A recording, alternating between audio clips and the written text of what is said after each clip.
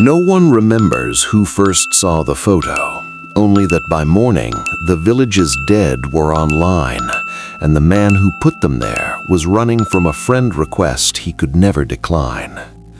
The road to Merin village was narrow, cracked, and lined with stubborn dust. Kofi had sworn he would never walk it again, but there he was, phone in one hand, suitcase in the other, wearing sunglasses too dark for the gray clouds above.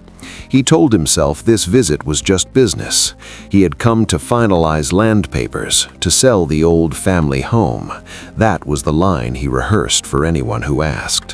What he didn't say was that Merin village embarrassed him. To Kofi, now a tech entrepreneur in Accra, founder of 3 startups, owner of a car that cost more than every hut in the village combined, Merin was a glitch in the system of his success. Mud walls, no broadband, superstitions about rivers and ancestors. The old ways had no place in his decoded, digitized world. The moment he stepped onto the red soil, someone whispered his name, half awe, half accusation. "Kofi, you came back." He did not stop to answer. When power first came to Merin village, Kofi had funded the solar panels and router himself, a gift he called it, the only gift his mother, Sela, did not bless. Sela had looked at the wires and shaken her head. "You bring towers and signals," she said, "but no one brings water or peace." Now, years later, those same panels buzzed over her grave. Kofi stood there, tapping his phone, trying to catch a signal bar, the irony completely lost on him. He wanted to delete her from his memory and from every digital trace. She had refused to leave Merin when he moved to the city. "This is where your blood began," she told him. "You cannot unroot yourself, Kofi. Even trees that forget the rain still die thirsty." He never forgave her for those words, not because they were cruel, but because they were true. Back in his childhood home, Kofi logged into a new app his company had built, Legacy Link. The program claimed to clean ancestral data by scanning family records, photographs, and documents, perfect for investors who didn't want messy histories. Kofi uploaded everything: the scanned birth records, the village registry, even the faded photographs from Sela's wooden chest, the ones she had guarded like scripture. Then he pressed one button: delete. The screen flickered. At first he thought it was a glitch, but then one by one, names began to appear. Old names, names he had not seen since childhood. Adisa wants to connect, Nuru wants to connect, Asha wants to connect, and at the bottom, one request pulsed brighter than the rest. Sela, your ancestor, wants to connect. Kofi chuckled nervously and muttered, "Just a bug." He powered the phone off, but the screen stayed on. The text flashed once more: "We remember you, son of Merin." Then every light in the house went dark. But what Kofi didn't know yet was that the ancestors were not asking permission. They were issuing a summons, and the river was already waiting. He woke to wind howling through the open door. His phone lay on the table, screen glowing faintly. A message blinked: "Come to the river." Kofi almost laughed it off, but the chill in his chest was too real.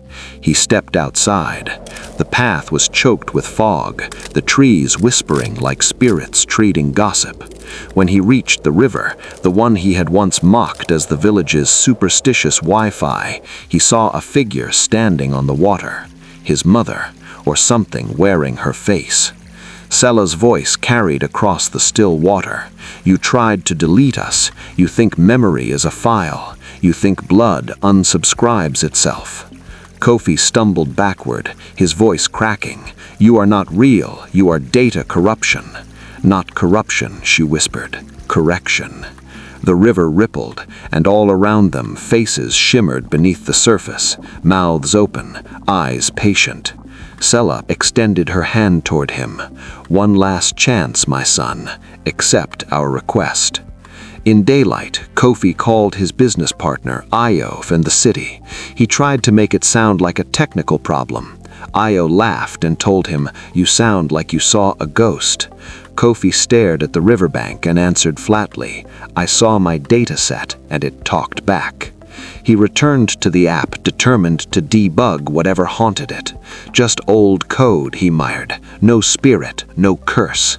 But the app resisted every command. Delete failed, reset failed, uninstall failed.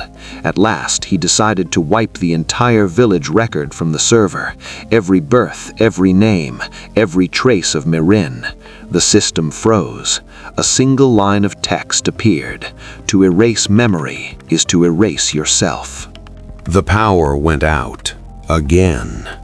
The ancestors ask only one thing of those who listen: share the story. A like, a subscribe, that is how legends survive. Now, listen closely, because what happened next divided the entire village. That night, Kofi met with the village chief, Old Bio, a man whose eyes had seen more funerals than festivals. Kofi laid out his plan: digitize the archives, sell the ancestral land to a developer, bring modernity to Merin at once and for all. The room cracked in two. The young people cheered. They wanted phones, jobs, paved roads. The elders pleaded. Tradition, they said, was not a bug to be fixed. Bio's voice cut through the noise like a blade through silk. You bring us light to blind our memories. You bring data to bury our dead a second time. Is this progress, Kofi? Kofi slammed his fist on the table. Yes, because your memories hold this village hostage. I am cleaning the past so we can finally start new. The room went cold. Some called him a visionary. Others called him a traitor. Neither side was entirely wrong. That night, as Kofi packed his bags to leave Merin forever, the phone buzzed one final time. One pending friend request. He stared at it, half ready to smash the screen against the wall. But then a voice came through the speaker, faint, crackling, like static soaked in tears. Sella's voice.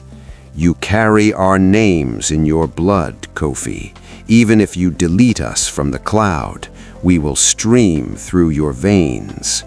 The phone glitched, showing images, his grandfather breaking soil with a hoe, his mother washing clothes in the river, children laughing beneath a mango tree that no longer stood. Each image carried a name, each name carried a pulse. And then his own name appeared among them.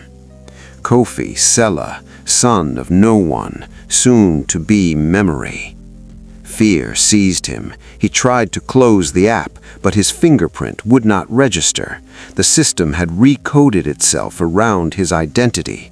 He screamed, hurled the phone into the river, and the river answered with light. Villagers gathered at dawn when the river began to glow with hundreds of blue lights floating on the surface like fireflies rising from the water. Some said it was technology. Others said it was the ancestors logging in. Kofi stood at the bank, drenched and trembling, watching the river pulse with living memory. Sella's voice echoed one final time. You wanted progress, then witness what remembering truly is. The faces beneath the water, the same ones he had tried to erase, began speaking in unison, not angry, not vengeful, just alive. And among those faces, Kofi saw himself as a boy sitting beside his grandmother's hut while she braided his hair and called him the future. He realized then he had been so desperate to escape the past that he had become its ghost. The app synced to every phone in Merin. Ancestor names appeared in village contacts, with profile pictures pulled from family artifacts. Half the village screamed, half fell to their knees. Bio whispered, almost proudly, "The ancestors have gone digital." Kofi stood in the middle of it all, tears running down his face. He knew he could not leave, not until he had made peace with both sides of himself. He whispered to no one and to everyone, "Fine, I accept your friend request." The river went still.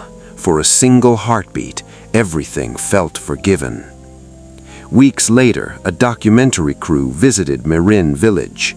They filmed the new ancestral network the villagers called the Cloud of Memory. Everyone said Kofi had changed, humbler, quieter, slower to speak. But one night, reviewing their footage, the crew noticed something they could not explain. In every reflection, windows, puddles, phone screens, Kofi's face looked different. Not older exactly, layered. The features of his ancestors flickered through him like signal interference, as if he no longer had one single identity, but carried every face that came before him. When they asked him about it, he smiled faintly and said, "You cannot delete who you are made of. The app did not connect me to them. It updated us all." He turned his phone around. The screen showed his profile, but the name above it no longer read Kofi. It read Merin, all of us. Then the phone shut off by itself, and the crew could not say for certain whether the man standing before them was still entirely Kofi, or something shared, uploaded, and eternal. The man who tried to delete his village did not just resurrect his ancestors, he became the next link in their network. And if you listen carefully, at the place where the signal drops and the river begins, you can still hear them all, streaming through the silence.